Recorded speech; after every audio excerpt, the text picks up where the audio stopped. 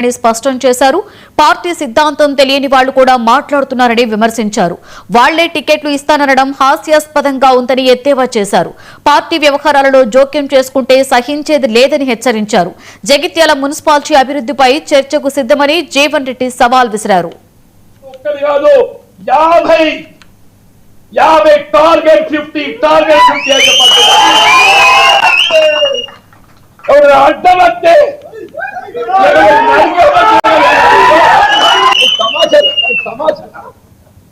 ప్రభుత్వ విధానాలు వచ్చినాయి కాబట్టి నేను కాంగ్రెస్ పార్టీలో నువ్వెవడురా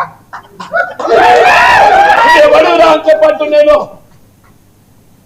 కాంగ్రెస్ పార్టీ అంతర్గత వ్యవహారాలలో జోక్యం చేసుకుంటే మాత్రం సహించేది లేదు అని చెప్పంటున్నా.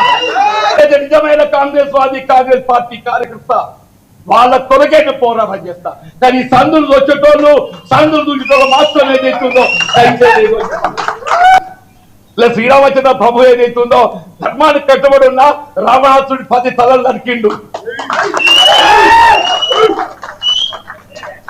రావణాసుడి 10 తలలు నరికిండు, 10 తలలు నరికిండు. నువ్వెంత నీకు ఒక్క తలకాయ ఉంది.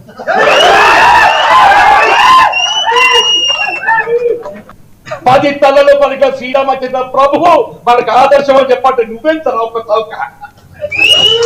ప్రజాస్వామ్యం నిలబెట్టిన